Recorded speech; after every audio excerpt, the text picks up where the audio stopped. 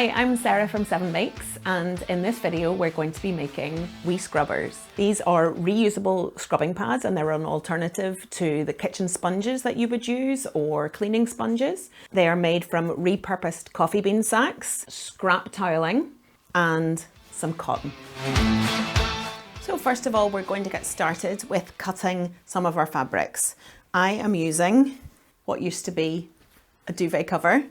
Lovely fabric and lots of it, so you can make lots of these. I'm also using repurposed coffee bean sacks. So as you can see, they come in slightly different weaves. If you're able to find one with the appropriate amount of scrubbing power for your project, then that's absolutely fine.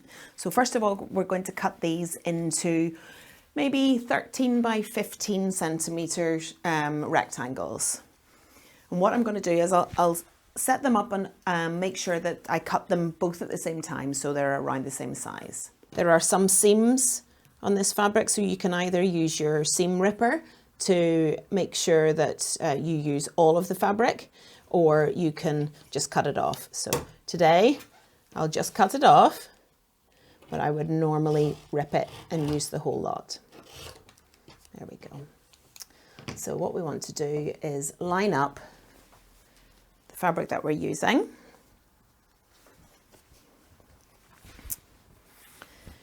With the corner, so they're both the same.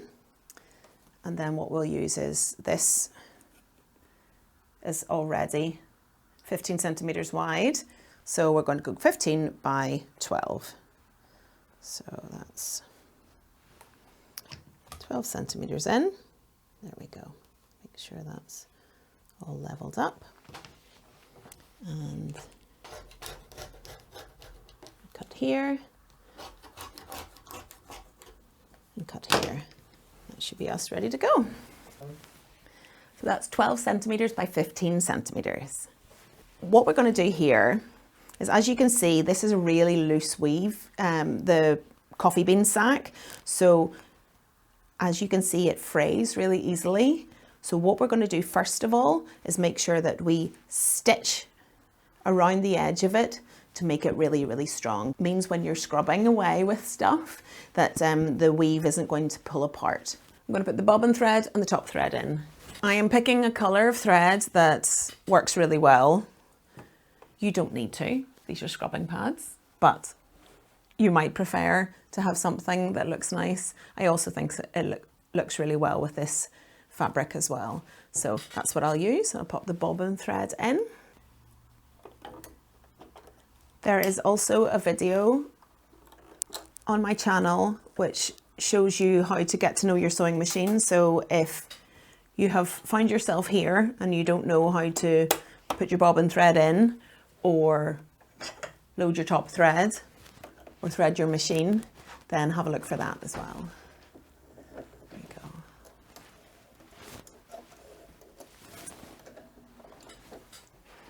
Right, at this stage, I'm going to make sure that I have quite a thick needle in, because today we are going to be sewing through layers of fabric. So I'm going to go with a 100 weight needle. It's still a universal needle, but it just means that it's a wee bit heavier gauge, which means it's thicker, and it's going to be able to deal with the layers of fabric a little bit more.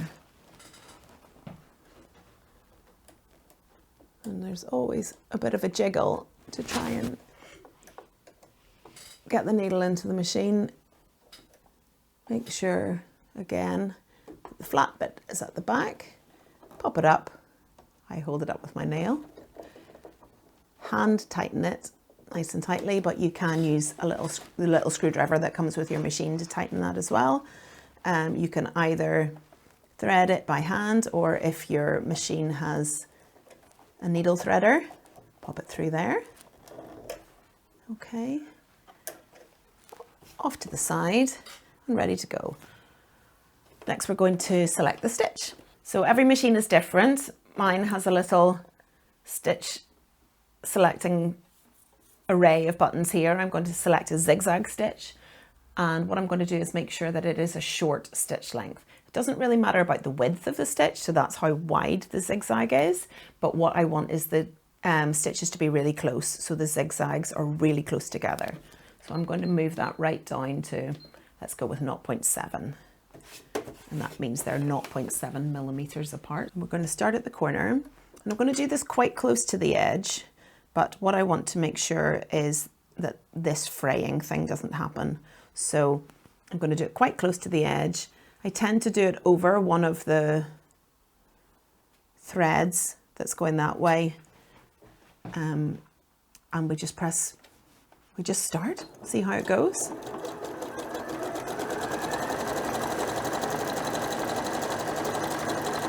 This will happen a lot slower than you might be used to because the stitch length is so short. So don't panic that it's not moving. This is just time for patience.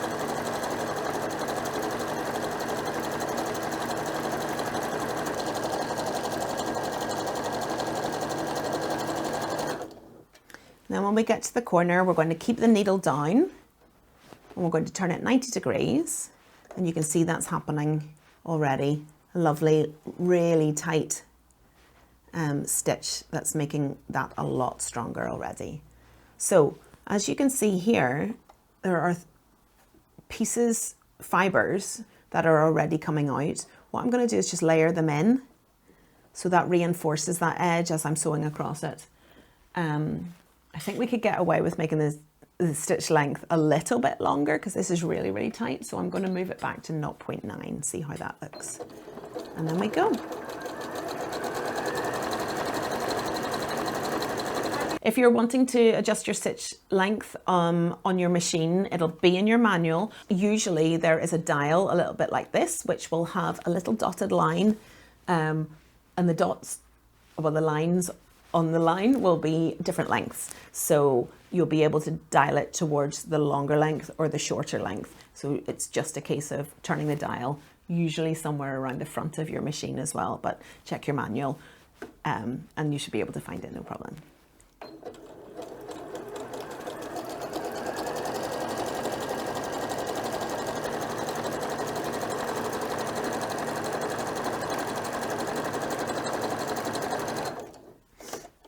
And there it is at the edge again.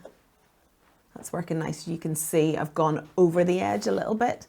So what I'm going to do is I'm going to lift the needle up and I'm just going to set my presser foot down a little bit further back in. And then the needle can go back down and then I can press go.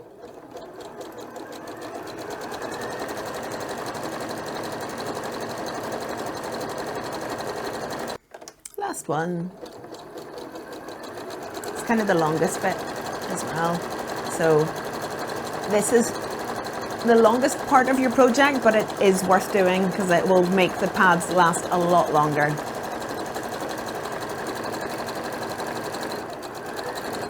A little back stitch at the end and then cut it and tie it off whatever way works for you. So as you can see, this is pulling off, but it's not pulling off any further. So there will be frays outside this little edge that we've sewn, but everything else inside is safe. Okay, so next what we're going to do is we're going to put it right sides together. Now, if your coffee bean sack or hessian or whatever you're using has a pattern on it, you might want to keep that to the outside. So put that towards the pattern on your fabric if you're using patterned cotton. And what we're going to do here is sew along this zigzag that we have just sewn around the edge. So we're going to pin it and then sew down 3 sides of that, leaving one of the short ends open. So here's one I've already pinned. You can see this bit here. I don't know if you can see, but there was a bit of a hole in my fabric. And instead of wasting it, what I did was use a lot of zigzag stitches to almost patch it together to strengthen it up. So that means that instead of wasting a piece of fabric with a hole in it, you can still use it, which is another way to reduce textile waste. What we're going to do is we're going to leave this end open. We're going to sew down the long side one of the short sides and back up to the long side. We're going to change our stitch just to a straight stitch again, and we're going to back stitch at the top and at the end. Back stitches are great because it's like a double knot, basically. You're tying up your ends and making it a lot more secure. So that means it's less likely to pull apart. Okay. Back stitch and then all along. And what I'm doing here is you'll see that I am sewing as much as possible along the zigzag stitch that I have created. So that's really making that all very strong.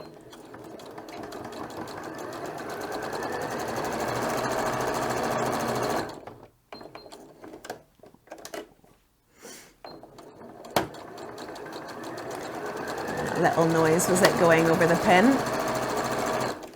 There we go. And then back again. So I'm going to sew right along this zigzag stitch here.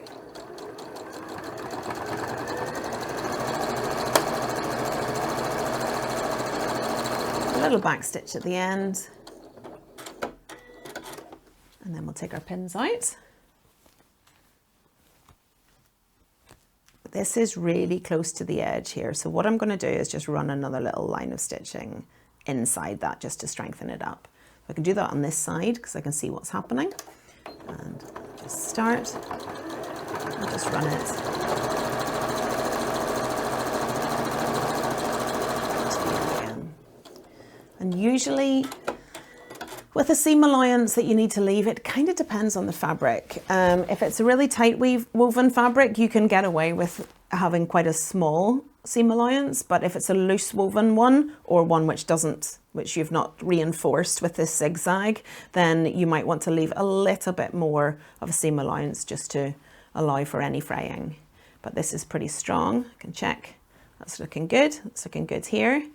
We're going to turn it inside out. First of all, we're going to cut across our bottom two corners. So I'm going to grab my scissors for this.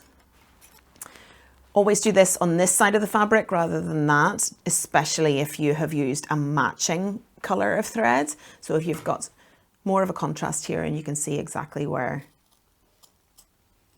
your stitches are. There we go. Fantastic. And now we turn it inside out.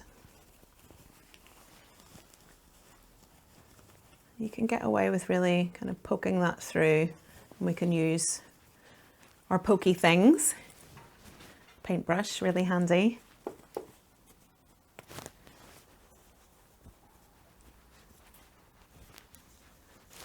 And use the paintbrush just to poke out the corners. Oh, that one's poked right through. Not poke it so hard next time. And there you can see there's a little container that we're going to put our padding into. I'm going to use some scrap toweling. As you can see, it's definitely past its prime. It's not as white as it once was. So this is a perfect thing to be stuffing inside these. The lovely thing about cotton toweling is it gets more absorbent the more you wash it. So it's super handy. I'm going to do 3 layers here. So what I'm going to do is cut it so that it fits inside. So I'm doing 3 layers because my machine would struggle with anything more than that, and it gives the right amount of absorbency. It's perfect. So what I will probably do is cut this and then trim a little bit off. So I want to cut it so it would basically fit just inside this seam and give maybe up to a couple of centimeters at the top as well. So I want to cut it to about here. There we go.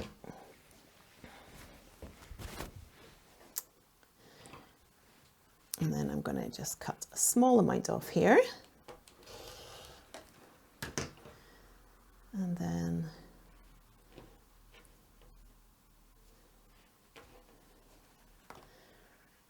I tend to just kind of fold it in half and put it inside. What you can do if you want is sew along here just to make it stay together while you're putting it inside.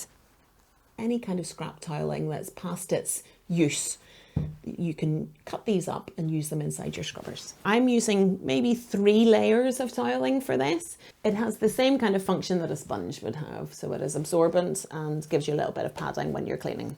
Next stage is we're going to put the tiling inside here. What you can do is sew around it just to keep it together and stop it from bumping up when it's being put inside. I tend to just fold it a little bit in half and ease it inside its little pocket.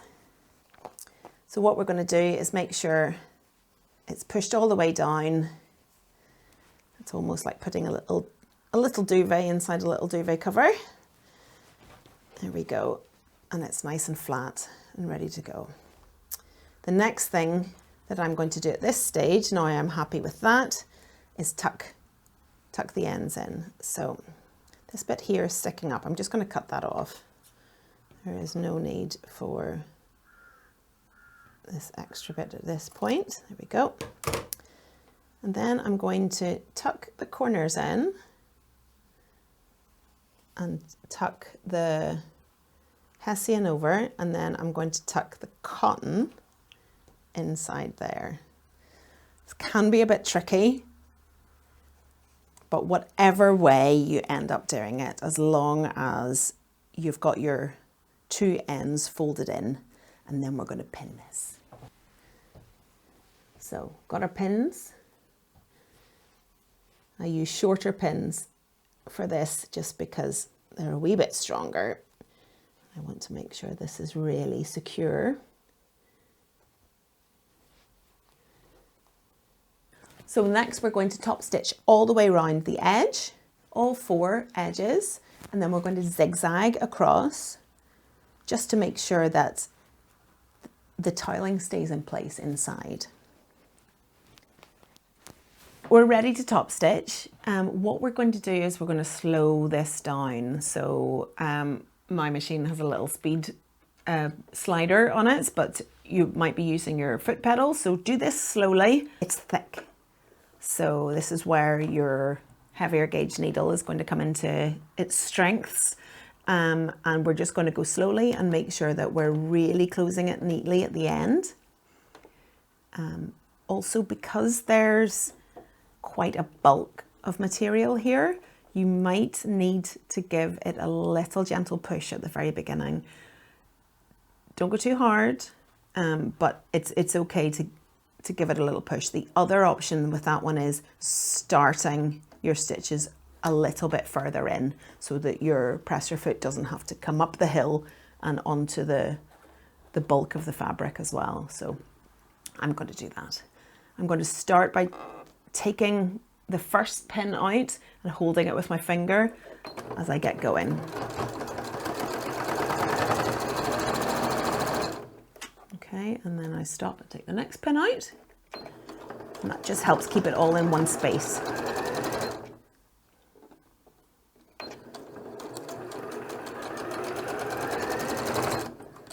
Okay, and then when we get to the corner, we're going to leave the needle down, lift the presser foot, turn it 90 degrees, and then go along the next edge.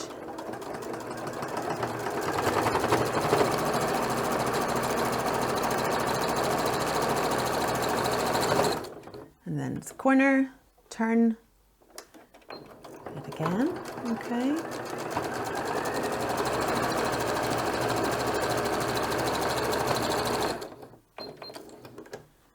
There we go.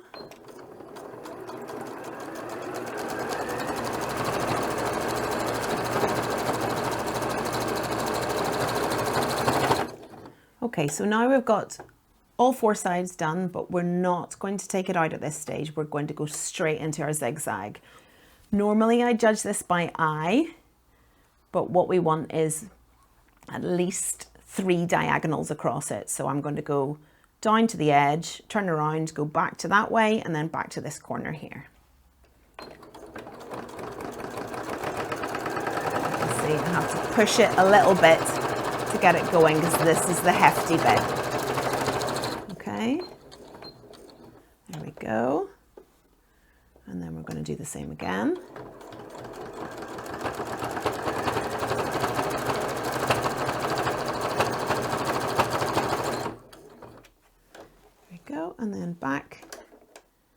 And we're always aiming